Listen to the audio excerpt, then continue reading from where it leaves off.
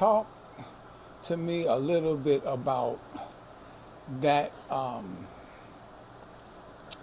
aquarium?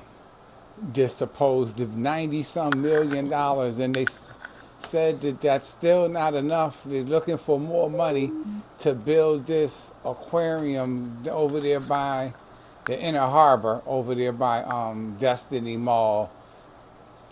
Is that something that who is the what is that any good? Who is that good for? Is that good for the people, for us to be able to have people come from all over and look at a fish tank?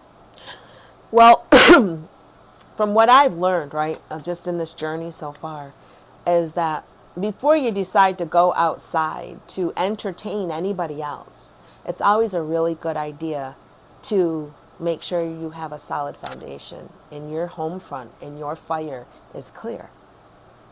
So before anybody in Syracuse and the politicians, before they look to entertain outside people, they should be looking inside of their own to see if their own people are taken care of.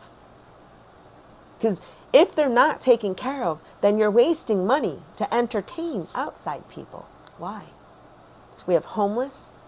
We have children who go without, elders who go without, families who are, going without. What about them? There's so much focus on, trying to get that dollar, and trying. What about what's here? What about the people that are here? And for that's actually from my what I know and what I've learned is that Onondaga Lake used to be one of the most sacred lakes, okay, on Turtle Island, and unfortunately, it was polluted with all of the corporations that are around that lake, right? So on top of that pollution has come a lot of sickness, and a lot of sickness has created a lot of jobs medically, right? That pollution has created a lot of jobs within the city, right? That pollution has created a lot of opportunities, right? Even profited off of what's going on.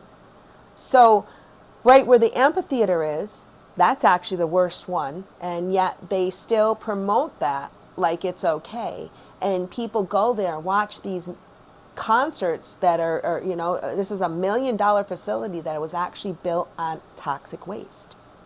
So they don't care as long as they get the profit. That tells me that these people just don't care, period.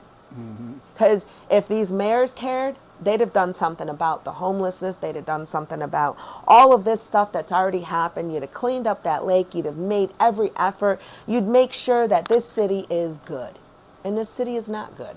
Your pockets are good, but the city isn't good.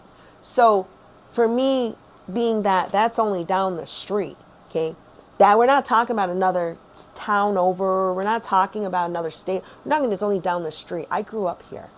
And to actually sit back and watch that much money invested into a facility that's supposed to entertain outside people when you can't even take the time to clean your own water for the people, that tells me a lot. So therefore, the gloves come off.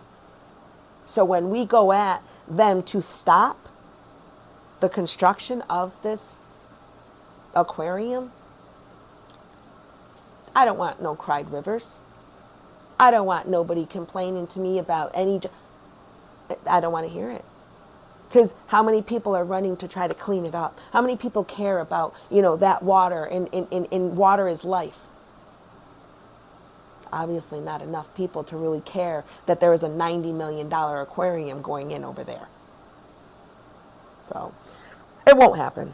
It won't happen. We've actually already worked on that as well as a few other things, making sure they don't happen, because there is such a thing as a cease and desist. There is a no free prior former consent. The Onondaga did not give consent for this to happen. And the ones that may have, unless you go to the true original people, you're not asking the right ones. So there's a lot of fraud There's a lot of people acting as chiefs, acting as clan mothers. So you have to make sure you really have the right ones when you're going and asking permission. So, and it's something that you're supposed to have permission from all the people, not just Onondaga, because see, we're all a confederacy. So you're supposed to have all the people, but it's more so the Onondaga because this is theirs, their territory, and they haven't gotten none of that. So it's going to have to go back to, we're going to have to fight it out. You know, we will. We're going to have to fight it out to stop it. And whether that means shutting down railroad tracks, whether that means shutting down highways, whether that means shutting down the waterways, you know, shutting down bridges, whatever that means and whatever that looks like at that time, you know, when we ask to sit at the table to negotiate how it should happen. Because I don't believe that any Unkwe of the Iroquois Confederacy nor the Onondaga people has been asked to sit at that table. So that makes it a null and void, considering that it is being pushed by a corporation, and corporations don't have say on Indian land. So if we have to go back, we'll go back. We know how to go back now. You know, we can actually challenge what they do where, you know, everybody, I don't know if everybody really knows about the time when, you know, when the people here, the territory Onondaga tried to stand up for themselves, you know, with the highway incident, and, you know, they were beat down by the state troopers. They didn't have that full knowledge of what they needed to know to fight it, because it kept getting dismissed, or it kept getting thrown out. How can state troopers go in and violate the people and there's no consequences to that? So that was a long, dragged out thing. What I get now is that their laws are our interpretation. We interpret them. So it's not them telling us, well, this is our, no, it's us interpreting their law, saying, this is what it means to me. So we need to do more of that. When we start doing more of that and we start putting our interpretation of their laws out there, it really will be a game changer. So we're too used to being colonized, and there's too many apples out there. So